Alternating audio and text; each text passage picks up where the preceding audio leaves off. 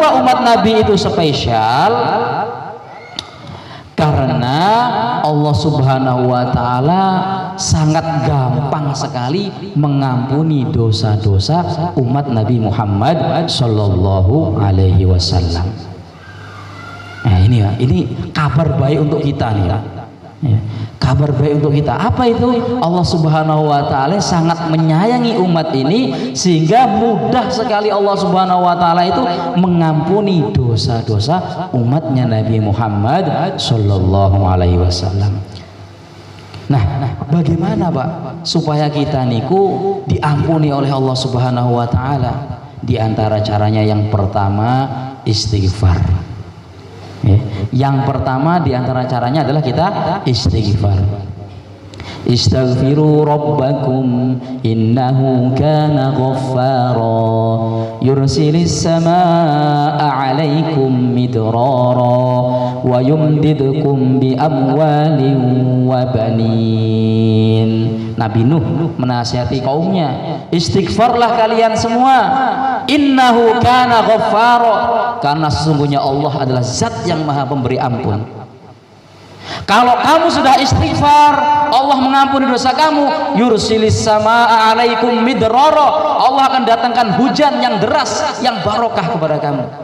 Bukan hanya itu, wa yumdidkum bi amwali wa banin, Allah akan mudahkan urusan harta kamu, Allah akan berikan kamu anak keturunan.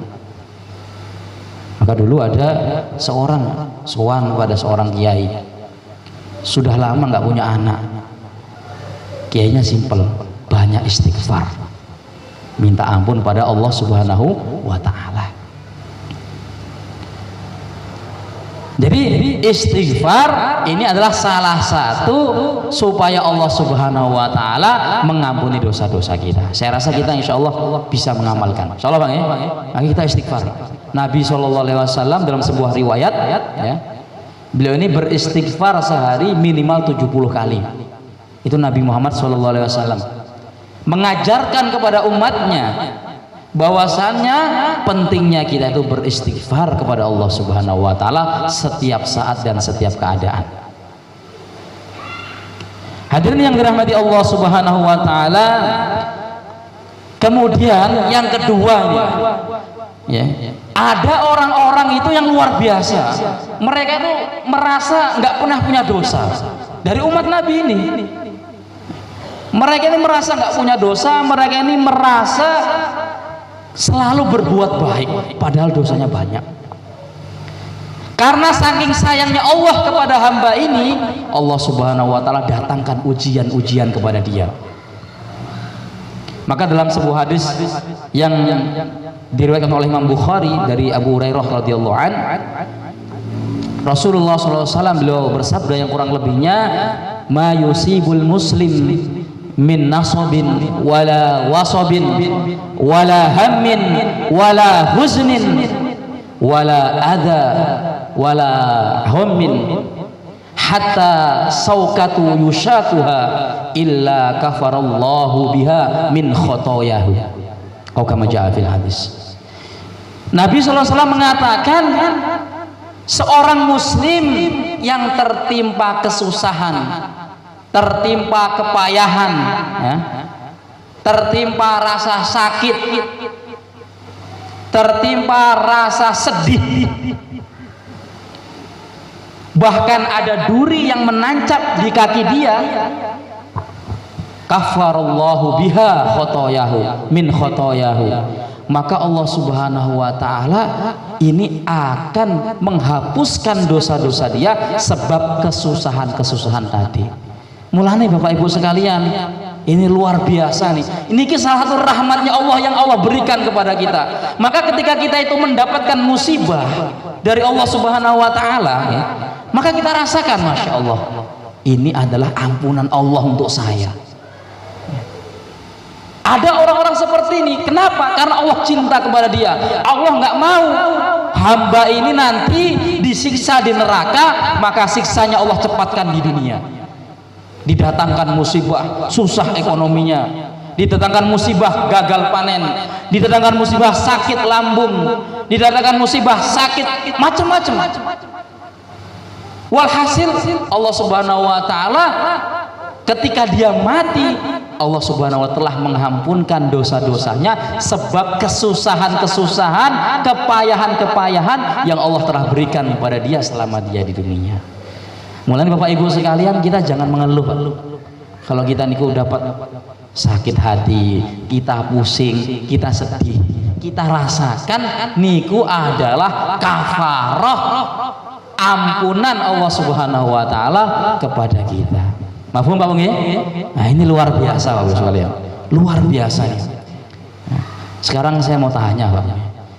Bagaimana Pak? Apakah kita selama 1 hari penuh itu pernah merasa bahagia terus? Mboten Pak ya. Mesti enak jengkel-jengkel mboten ya? Pasti ya. Kita niku ada rasa jengkel, rasa sedih, rasa kecewa. Masya Allah, ini rahmat dari Allah nih. Ya, ini ku kafarah dosa kita nih. Alhamdulillah. Bapak Ibu sekalian, maka kita nggak usah heran. Saya ini kok doa terus kok nggak pernah dikabulkan sama Allah, ini gimana? 2 kemungkinan. Ada kalanya kita banyak dosa.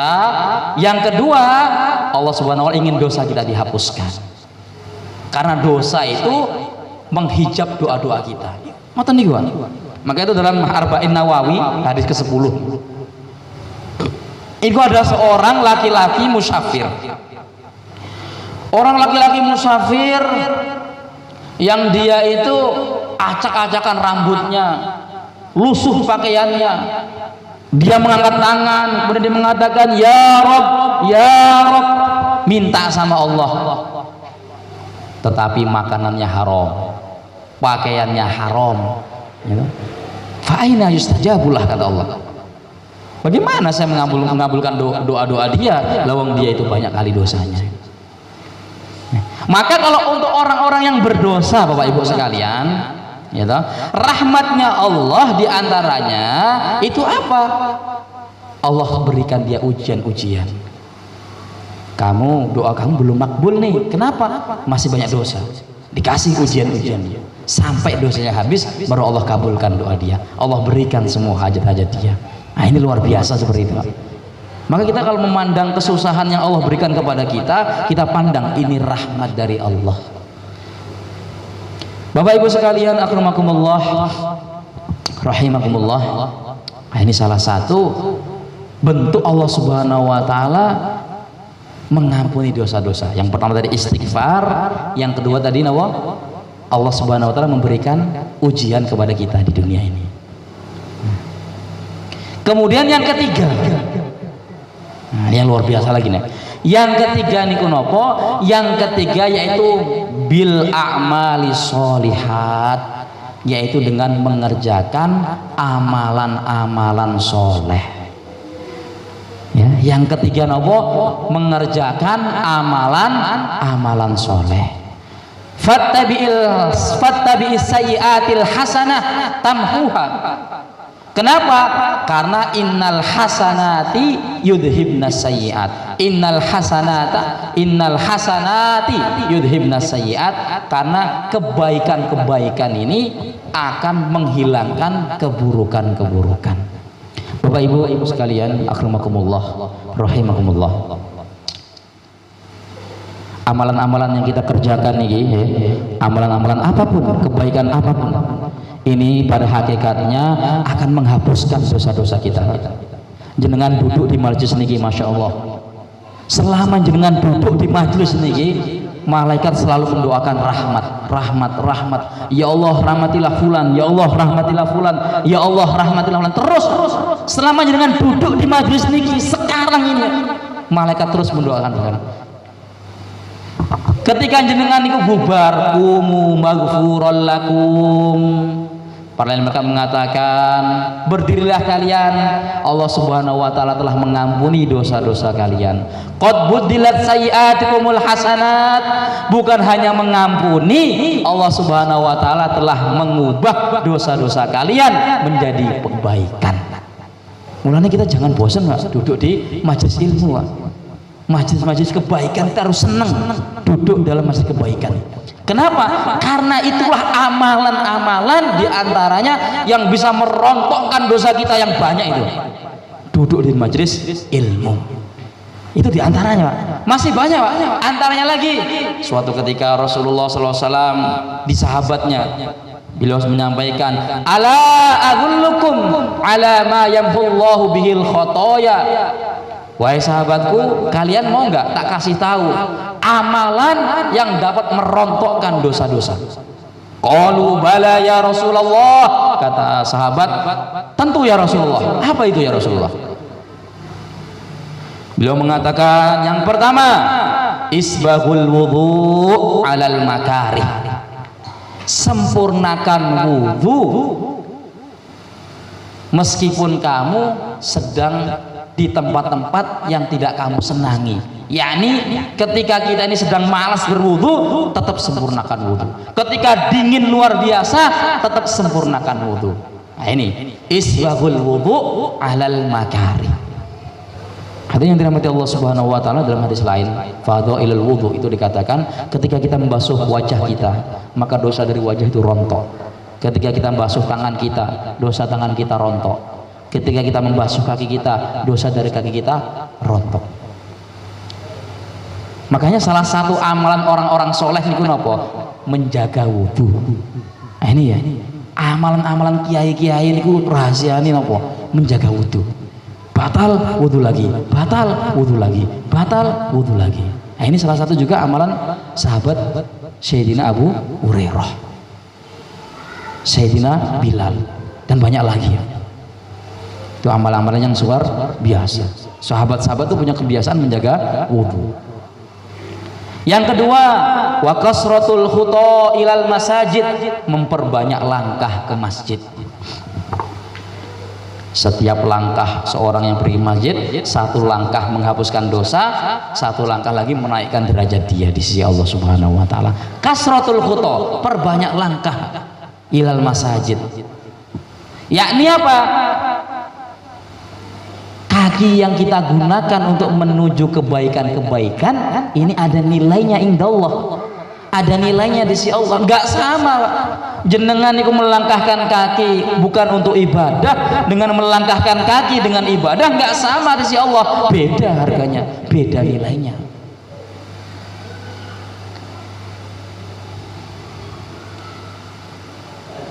Mulanya kita jangan mengeluh, kita harus semangat. Kita semakin banyak langkah saya ke masjid, semakin banyak dosa yang rontok, semakin tinggi derajat saya. Maka itu dulu ada sahabat itu ketika mendengar hadis ini, rumahnya itu dekat dari masjid, rumahnya itu dekat dari masjid. Kalau mau ke masjid itu muter dulu, muter dulu, gitu. Ditanya, kenapa kamu seperti itu? Ya, sama sahabat lain, saya ingin mendapatkan fadilah kasratul khuta ilal masajid, memperbanyak langkah ke masjid. Nah itu salah satu keistimewaan, karena memang itu dulu hadis itu untuk menyemangati orang-orang sahabat Nabi yang rumahnya jauh dari masjid.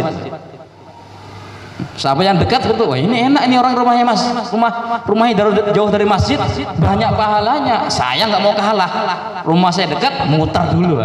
Itu sahabat nih seperti itu, nggak mau kalah kalau dalam ibadah nih. Luar biasa nih sahabat itu, nggak mau kalah urusan ibadah tuh, nggak mau kalah.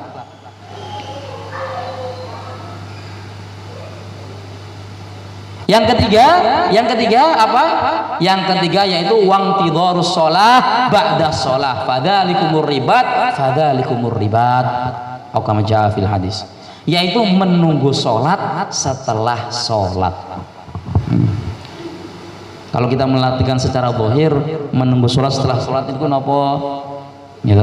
Bisa jadi niku sholat sunnah dulu, benar kita nunggu qomat, gitu. Niku juga waktu-waktu doa mustajabah, waktu-waktu kita diampuni dosa-dosa kita. Gitu. Ada lagi kata para ulama ahli hadis, wang tidoru sholah ba'da sholah itu apa? As-sholah di sini adalah as-sholatu al-maktubah, sholat fardu. Ya, as-sholatu maktubah yaitu sholat fardu. Jadi intidor di situ gimana? Yaitu ketika kita selesai sholat subuh, maka kita menunggu sholat zuhur. Selesai sholat zuhur, kita menunggu sholat asar. Fadzalikumur ribat. Ini salah satu amalan yang akan menghapuskan dosa-dosa kita. Ustaz, bagaimana cara mengamalkan itu? Intidharus shalah ba'da shalah yang maktubah itu bagaimana? Kata para alim ulama, beliau ini mengatakan kalau kita selesai sholat, Bapak Ibu sekalian, habis subuh, gitu, enggak bagus kalau kita bisa tetap di masjid nunggu sholat duhur sampai duhur kita di masjid. Artinya itikaf, yakni itikaf, maksudnya seperti itu. Itu kalau kita bisa, tapi kita tahu kita niku punya kesibukan, kita punya pekerjaan. Bagaimana cara mengamalkannya? Apakah bisa? Bisa. Nah, ini ya istimewanya kok. Bisa. Apa itu? Husnul niyah, yaitu dengan niat kita. Saya berangkat ke pasar untuk kerja, gitu. Saya itu niatnya mencari nafkah plus nunggu sholat duhur. Pas sholat duhur jenengan berangkat sholat. Niku kata paring ulama, jenengan masuk dalam kategori hadis wang tidorus sholah ba'da sholah. Nah, ini luar biasa. Mulai jenengan niki misalnya kerja pulang subuhan, kemudian jenengan kerja ataupun kesibukan yang lainnya, jenengan niati dalam hati, gitu. Saya ini gitu, sedang nunggu sholat duhur, cuman tak sambi dengan kerja. Ngoten. Ini ya pentingnya niat ngoten niku. Ya, makanya Bapak Ibu sekalian, makanya bagaimana kita ini selalu meniatkan hal-hal yang baik dalam hati kita, karena itu ada nilainya di sisi Allah Subhanahu wa taala. Mafhum Bang ya? Nah, niku salah satu ampunan Allah. Yang pertama bil istighfar, ya. Istighfar itu dengan astagfirullahaladzim atau dengan doa ya Allah, Rabbighfirli wa li walidayya, itu juga termasuk istighfar. Kemudian yang kedua, orang-orang yang ada kalanya Allah dengan mendatangkan musibah-musibah kepada dia, Allah ampuni sebab musibah-musibah itu. Syaratnya dia ikhlas, nggak mengeluh. Nah, ini tidak mencaci. Kalau orang sudah dikasih musibah kok mencaci kepada Allah, nggak jadi, keistimewaan dicabut oleh Allah Subhanahu wa taala. Kemudian yang ketiga yaitu bil a'mali sholeh, yaitu dengan amal solehat.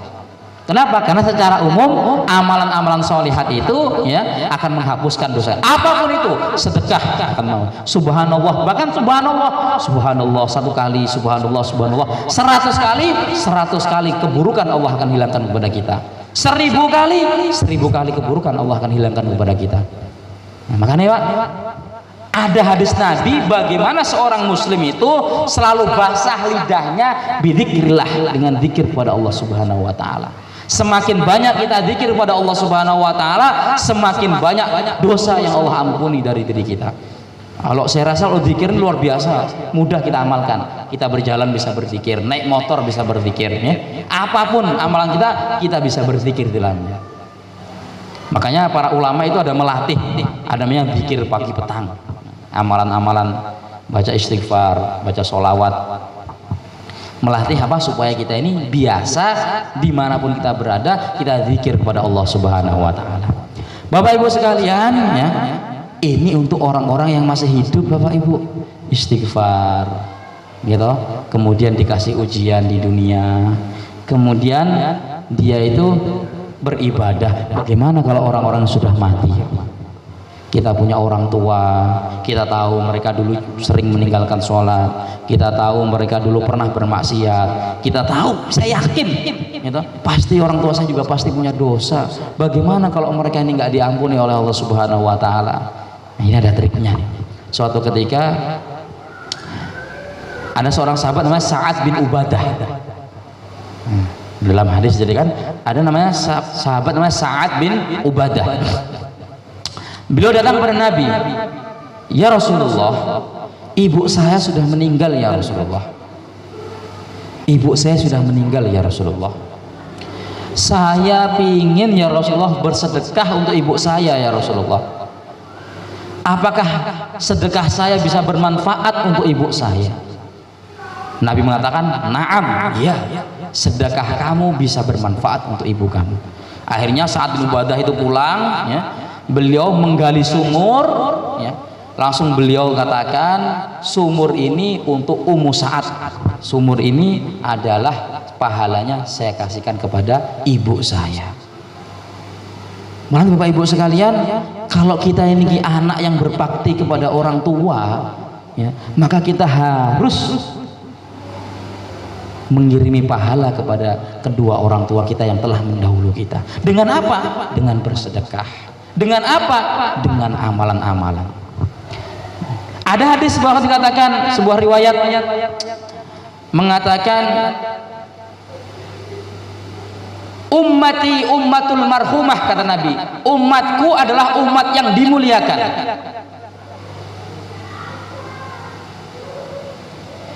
Yadkhulul qabra bidunubin kal jibal. Ketika dia masuk kubur, dosa-dosanya itu banyak seperti gunung, bergunung-gunung dosanya. Tetapi ketika keluar, dosa-dosanya diampuni oleh Allah Subhanahu wa taala. Dengan apa? Bistighfaril mukmin al hayah. Dengan istighfarnya orang Islam yang masih hidup. Nah ini ya perlu. Ya. Kemudian apa? Ada 4 seingat saya. Dengan istighfar, kemudian dengan sodakoh, dengan bacaan Al-Quran, intinya dengan amalan-amalan orang yang masih hidup, ini menjadikan ahli kubur ini diampuni oleh Allah Subhanahu wa taala dosa-dosanya. Makanya ada astaghfirullahaladzim lil mu'minina wal mu'minat. Ya Allah, ampuni dosa-dosa saya ya Allah, dan juga dosa-dosa orang Islam, wal mu'minina wal mu'minat al ahya'i minhum wal amwat, yang hidup ataupun yang mati. Istighfar kita ini Bapak sekalian, ini akan membantu orang-orang Islam yang sudah wafat diampuni dosa-dosanya oleh Allah Subhanahu wa taala. Maka Bapak Ibu sekalian, ini saya mengajak bagaimana selain kita ini bertaubat kepada Allah Subhanahu wa taala dengan banyak istighfar, dengan cara mensyukuri ujian-ujian yang Allah berikan kepada kita, dan juga dengan amalan-amalan bagaimana kita memikirkan kedua orang tua kita, saudara-saudara kita yang telah mendahului kita, dengan cara apa? Mengirimkan doa kepada mereka, memintakan ampun kepada mereka supaya mereka diampuni oleh Allah Subhanahu wa taala, sehingga Allah Subhanahu wa taala menjadikan kita semua Bapak Ibu sekalian termasuk ahli surga yang tidak perlu mampir ke neraka. Allahumma amin. Lewat aja Pak, nggak usah mampir, lewat mawon ya, nggak usah mampir. Ini harapan kita semua. Semoga Allah Subhanahu wa taala kabulkan kita semua. Kurang lebihnya mohon maaf. Akhirul kalam wabillahi taufiq wal hidayah wa ridha wal inayah. Assalamualaikum warahmatullahi wabarakatuh.